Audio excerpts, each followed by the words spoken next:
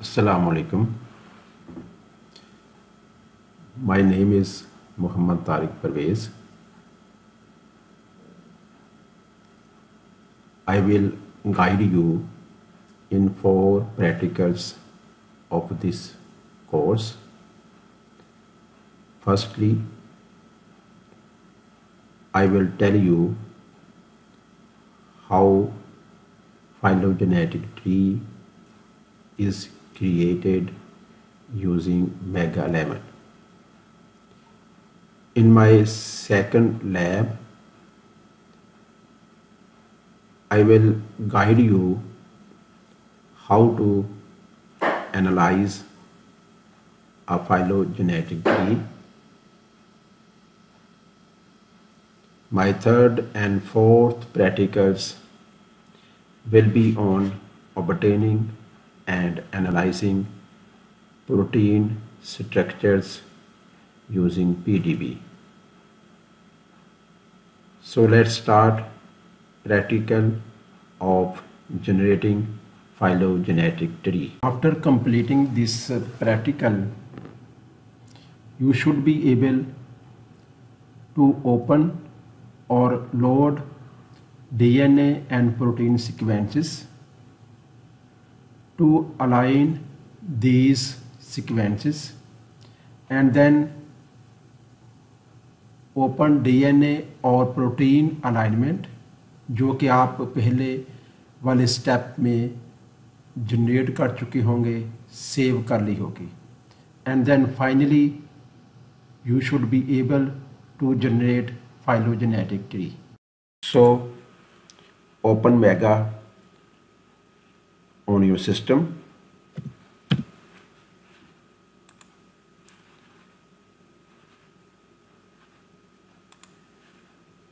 जब आप mega open करते हैं तो आपको ये वाला इंटरफेस नज़र आएगा. You can see title bar of this software. यहाँ पे आप इसका फुल नेम देख रहे हैं, molecular evolutionary genetics analysis. Menu bar है, उसके बाद टूल बार है. जैसा कि आप देख रहे हैं कि there are many options for analysing bioinformatics data. तो चूँकि हमारा प्रैक्टिकल फाइलोजेनेटिक ट्री की क्रिएशन पे है, so we will focus today's lecture only on generating phylogenetic tree. तो सबसे पहले जैसे मैंने बताया कि आपको सीक्वेंसेस इस मेगा सॉफ्टवेयर में लोड करने आने चाहिए, ओपन करने आने चाहिए. तो सीक्वेंसेस ओपन करने के 3 तरीके हैं जो कि मैं आपको बताऊंगा. सबसे पहले आप इस अलाइन बटन को क्लिक करें. उसके बाद पहली वाली ऑप्शन जो है एडिट और बिल्ड, इस बटन को क्लिक करें. तो अब आपके पास ये जो नई विंडो ओपन हुई है, ये आपसे मज़ीद इंफॉर्मेशन ले रही है कि आपने नई अलाइनमेंट क्रिएट करनी है. अगर आपने पहले की अलाइनमेंट क्रिएट की हुई है उसे ओपन करना है, या retrieve a sequence from a file करना है. हम पहली वाली ऑप्शन को क्लिक करेंगे और ओके का बटन प्रेस कर दें. उसके बाद आप डीएनए और प्रोटीन मीन डेटा टाइप बताएंगे मैगा को कि आप किस किस्म के डेटा को अलाइन करना चाहते हैं. मैं प्रोटीन को क्लिक कर देता हूं. अब आपके पास एक नई विंडो ओपन हो जाती है जो कि आप इसकी टाइटल बार में देख सकते हैं. It is called alignment explorer. इस विंडो में आप देख रहे हैं कि एक टेबल आपको नज़र आ रहा है जिसमें सिर्फ एक ही कॉलम है, और उसमें पहला जो रो नज़र आ रही है उसके कॉलम में सीक्वेंस 1 लिखा हुआ है, जहाँ पे ये मेरा माउस मूव कर रहा है. यहाँ पे आप अपना डेटा ओपन करेंगे या लोड करेंगे तो उसके जैसे कि मैंने आपको बताया कि इसके 3 तरीके हैं डेटा लोड करने के। अच्छा, सबसे पहले आप एडिट पे आएँ, इंसर्ट सीक्वेंस फ्रॉम फाइल करें। उसके बाद आपके पास जो सेव की हुई फाइल है जिसमें प्रोटीन और डीएनए के सीक्वेंसेस हैं, उस फाइल को सिलेक्ट कर लें। यहाँ मेरे पास ये फाइल है, मैंने इसे ओपन कर दिया तो ये आपके पास सीक्वेंसेस लोड हो गए हैं। दूसरा तरीका क्या है कि मैं इस विंडो को क्लोज कर रहा हूँ, दोबारा ओपन करता हूँ सेम स्टेप्स परफॉर्म करके। दूसरा तरीका सीक्वेंसेस को लोड करने का ये है कि ये जो आपको टूल बार में जहाँ पे इस वक्त मेरा माउस है, आपको एक मैसेज भी नज़र आ रहा है, इस एरो बटन को क्लिक कर देंगे। अगेन आप अपनी फाइल सेलेक्ट करेंगे, ओपन कर देंगे, हो गया। मैं अब आपको तीसरा तरीका बता रहा हूँ डेटा लोड करने का। मैं अगेन इस विंडो को ओपन करके सारे पिछले स्टेप्स परफॉर्म कर रहा हूँ ताकि आपको अच्छी तरह ये याद हो जाए। अब तीसरा तरीका ये है कि आप उस फाइल को ओपन कर लें, इसमें आपका डेटा है। इस फाइल में आपको डेटा सेलेक्ट करना होगा, Ctrl+A Ctrl+C करके। उसके बाद आप जहाँ पे ये जो फर्स्ट कॉलम नज़र आ रहा है, इस वक्त मेरा माउस है, सीक्वेंस 1 लिखा हुआ है, इस पर राइट क्लिक करें, पेस्ट कर दें, ये आ गए। अच्छा, ये आपने 3 तरीके इसमें सीख ली हैं डेटा लोड करने के। अभी हमने फर्स्ट स्टेप के तौर पर डेटा ओपन किया है जिसको हम अलाइन करेंगे और बाद में फिर इसी डेटा का हम एक ट्री जनरेट करेंगे। अच्छा, एक और इम्पॉर्टेंट चीज़ ये है कि नीचे आप देख रहे हैं 16 नंबर पे सीक्वेंस 1 जो कि आपको शुरू में नज़र आ रहा था, वो अभी तक इसके साथ आपको नज़र आ रहा है। आप इस सीक्वेंस को जो कि आपका नहीं है, इररेलेवेंट है, इसको आप डिलीट कर दें। उसके बाद आप देख रहे हैं कि यहाँ पे ऑप्शन नज़र आ रही हैं अलाइनमेंट की। आप मसल को क्लिक करें, क्लस्टर W को भी कर सकते हैं, लेकिन मैं ऑप्शन लूँगा मसल की। इसको क्लिक करें, ओके करें, nothing selected for alignment select all. अच्छा, ये स्टेप आप पहले भी कर सकते हैं Ctrl+A करके, सॉफ्टवेयर जब पूछेगा तब भी कर सकते हैं। तो मसल जो कि एक सॉफ्टवेयर है फॉर जनरेटिंग अलाइनमेंट, इसको आप लेके ये ऑप्शंस आपको बता रहा है अलाइन करने के लिए, जो कि डिफ़ॉल्ट पैरामीटर्स हैं मसल के। कोई भी आप जब टूल यूज़ करते हैं उनके डिफ़ॉल्ट पैरामीटर्स होते हैं, आप उनको चेंज भी कर सकते हैं।